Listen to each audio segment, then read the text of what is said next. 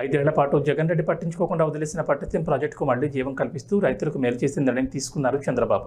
డెల్టాకు సాగు త్రాగునీటి సమస్య తలెత్తకుండా ముఖ్యమంత్రి చంద్రబాబు సూచన మేరకు పట్టిసీమ ఎత్తిపోతల పథకంలోని పంపులను ఈ రోజు ప్రారంభించారు. తాడిపూడి, పుష్కర, పురుషోత్తపట్నం ఎత్తిపోతల పంపులను కూడా ప్రారంభిస్తామని మంత్రి నిమ్మల తెలిపారు.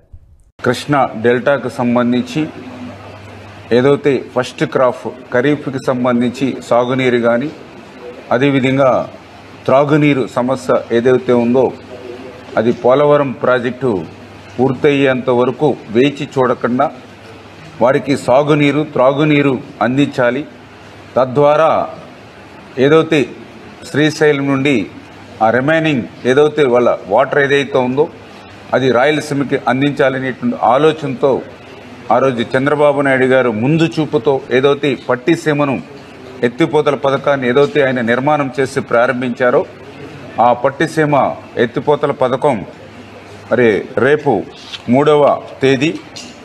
జూలై 3 రేపు ఉదయం 7:27 ఆ పట్టిసీమ ఎత్తిపోతల పథకాన్ని పంప్స్ని ప్రారంభిస్తున్నామని చెప్పి ముందుగా మీ అందరికీ కూడా తెలియజేసుకుంటూ ఉన్నా. అదేవిధంగా ఏదైతే మరి తాడిపూడికి సంబంధించి మరి ఏదైతే అక్కడ 875 క్యూసెక్కుల నీరు పంపించడానికి ఏదైతే వీలు పడుతుందో దాన్ని కూడా రేపు తాడిపూడిని కూడా ఎత్తిపోతలను కూడా ప్రారంభిస్తూ ఉన్నాం. అదేవిధంగా ఏదైతే మరి అటు పురుషోత్తపట్నం ఏదైతే ఉందో మరి అక్కడ కూడా మరి ఏదైతే 3500 క్యూసెక్కుల నీరు ఏదైతే లిఫ్ట్ చేయడానికి అవకాశం ఉందో దాన్ని ప్రారంభించిన తర్వాత నెక్స్ట్ స్టేజ్ 2 పురుషోత్తపట్నం సంబంధించి మరి ఒక 1000 క్యూసెక్కుల నీరు ఏదైతే మరి యొక్క ఏలేరు రిజర్వాయర్కి పంపింగ్ ఏదైతే చేసుకుంటామో మరి వాటిని కూడా 1 by 1 ఒక్కొక్కటి కూడా ప్రారంభించాలని, అదేవిధంగా పుష్కర ఎత్తిపోతలకు సంబంధించి కూడా ఒక 1225 క్యూసెక్కుల వాటర్ ఏదైతే పంప్ చేయడానికి వీలుందో ఇది కూడా రేపు ప్రారంభించాలని. ఏదైతే గోదావరి నుంచి మీ అందరికీ తెలుసు ప్రతి సంవత్సరం కూడా 3000 టీఎంసీల నీరు వృధాగా ఏదైతే సముద్రంలో కలిసిపోతూ ఉందో మరి దాని నుండి పోలవరం ప్రాజెక్టుని నిర్మాణం చేయడం ద్వారా ఆ గోదావరి జలాలు ఆంధ్రప్రదేశ్ రాష్ట్రం అంతా కూడా అటు ఉత్తరాంధ్ర నుంచి అటు రాయలసీమ వరకు కూడా గోదావరి జలాలను ప్రవహించి ఆంధ్రప్రదేశ్ రాష్ట్రాన్ని భవిష్యత్తులో ఒక కరువు రహిత రాష్ట్రంగా మార్చాలనేటువంటి ఆలోచన ఏదైతే చంద్రబాబు నాయుడు గారికి ఉందో మరి ఆ కోరిక ప్రభుత్వం 2019లో కంటిన్యూ అయ్యి ఉంటే 2020కే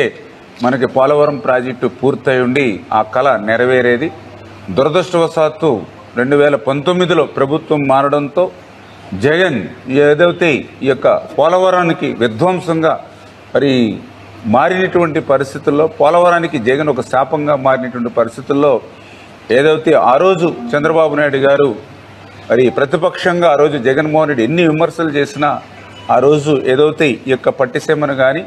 అటు పురుషోత్తపట్నం కానీ ఏదైతే ఎత్తిపోతలను ఆ రోజు నిర్మాణం చేసి ప్రారంభించాడో అవే ఈరోజు అటు డెల్టాకు అదేవిధంగా మరి అటు ఏదైతే పురుషోత్తపట్నం నుంచి మరి అటు ఆయకట్టుకి నీరు అందించడమే కాకుండా ఏలేరు రిజర్వాయర్కి నీరు ఇవ్వడం ద్వారా ఉత్తరాంధ్రకు సైతం విశాఖపట్నం స్టీల్ ప్లాంట్కి కానీ అదేవిధంగా విశాఖపట్నానికి త్రాగునీరు అందించడంలో కానీ ఇంత బహుళార్థకమైనటువంటి మరి ఉపయోగాలు కలుగుతూ ఉన్నాయంటే ఆ రోజు చంద్రబాబు నాయుడు గారి యొక్క ముందు చూపు అనేటువంటి విషయాన్ని కూడా మరి సందర్భంగా తెలియజేసుకుంటూ ఆ రోజు నేను కూడా అసెంబ్లీలో ఉన్నాం 2014-19లో. ఆ రోజు కూడా జగన్మోహన్ రెడ్డి అసెంబ్లీలో మాట్లాడేవాడు పదే